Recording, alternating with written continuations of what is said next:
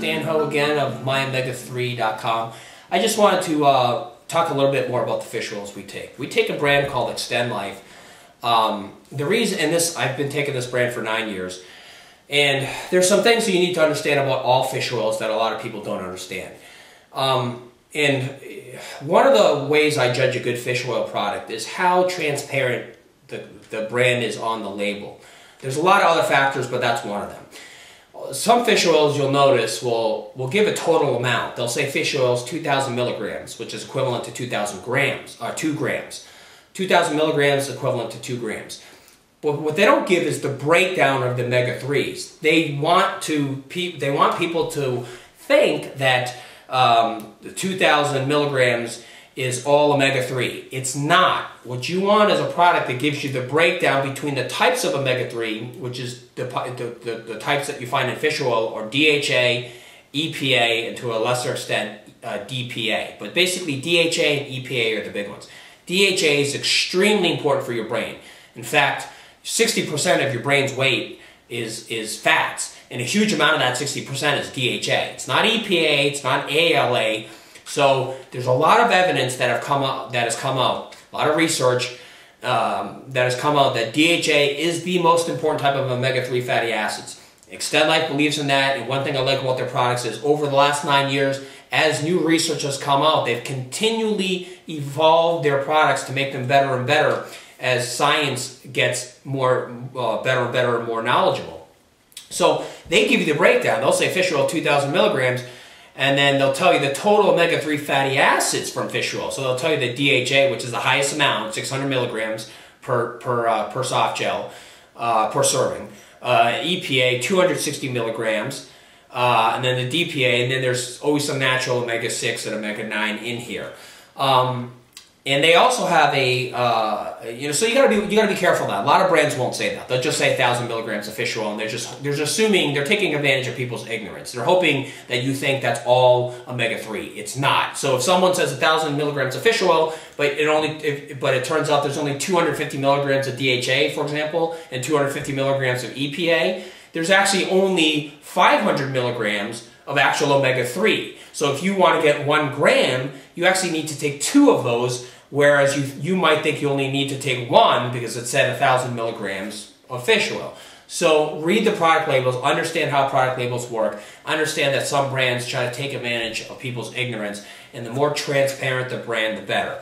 Another reason why I'm so impressed with these fish oils is because as research has come out, one particular carotenoid that is extremely powerful, it's probably, I have some notes on it here, it's probably the most powerful carotenoid antioxidant in nature that's known to man currently. It's called astaxanthin, okay, astaxanthin, and it's a powerful anti-inflammatory. A lot of diseases, at their root, they have an inflammation as a major part of the cause of the disease. And so they added that to their fish oil, recently, about last year. So they're continually improving the brand. That's exactly why I take them. I don't get these for free, by the way. I have to buy them myself. So I'm not telling you to take something that I don't personally use. Now, I want to talk about this as well a little bit. This is ALA. This ALA is a type of omega-3 fatty acid that you get from vegetarian sources. One of the best is flax oil. Now, your brain needs DHA and your body needs EPA. ALA, a lot of scientists and researchers will argue, is a lot less efficient. And the reason is when you take it, your body has to convert ALA into EPA and to DHA. And that conversion doesn't always happen efficiently. So you may be deficient in omega-3s even if you take a lot of flaxseed oil, which has a high concentration of omega-3s. And DHA is the most important because actually it's easy for DHA, I don't want to get too scientific, but it can drop some bonds. I used to major in biochemistry. It can drop some bonds, and when it drops a couple of bonds, it can become EPA. But EPA can't become DHA as easily because it's not as easy to add some of those bonds. So DHA is the version that we find in the retina and the eye. It's important for eye health. It's extremely important for brain health. So DHA is the most important one. Research has been bearing that out. It could be, and if your body needs more EPA, again, DHA can be converted to EPA by your body easily, not the other way around. And ALA has the most inefficient conversion. However, I still take flaxseed oil every day. And I don't get compensated for this. Just go, I don't know if you have a Whole Foods around you, this is where I buy mine. I look for an organic filtered flax oil that's cold pressed, okay? Take a tablespoon or two a day. And the reason, even though it's a lot less efficient to convert to DHA and EPA, the reason I take it is because I heard a fascinating interview a couple of weeks ago from a brilliant researcher who does a lot of work with cancer patients over like 25 years.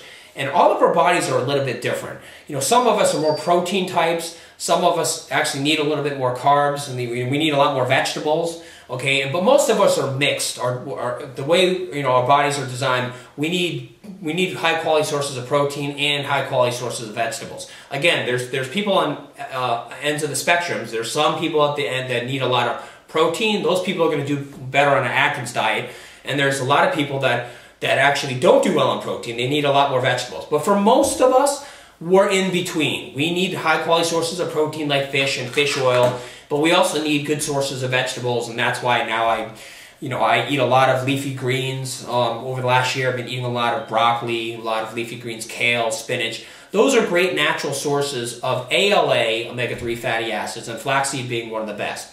So that's why, one of the reasons why I use this, because this gentleman said in his research over 25 years, he noticed that the people that happen to be on the end of the spectrum of vegetarians, that they actually need less of the protein, they respond better on ALA omega-3, where the higher protein types, which is probably more of us, respond better on the fish oil omega-3 because it's a meat-derived source from fish.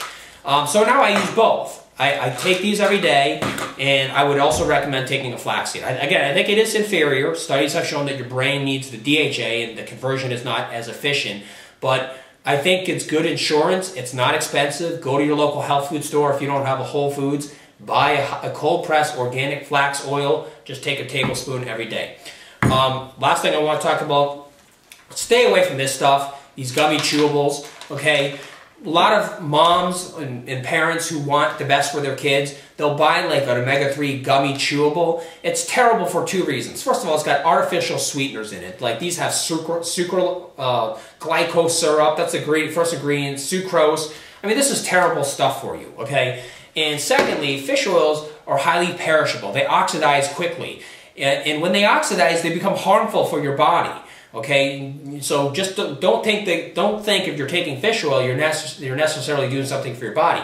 These fish oils have no way, the chewy kind, they have sugars and they have no way to maintain their freshness. So even though they may have omega-3s, they probably are rancid, oxidized, and you're probably doing your kid more harm than benefit by giving them a chewable.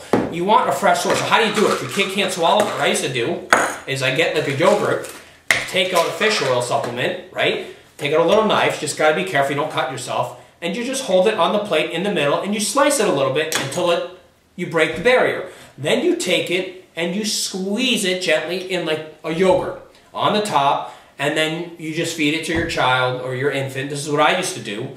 Or if they're old enough, like 5, 6 years old, like my kids are now, they can feed it to themselves. You just leave it on the top. They're getting a high-quality source of fish oil that's fresh. It has natural preservatives like vitamin E and other antioxidants that keep it very fresh.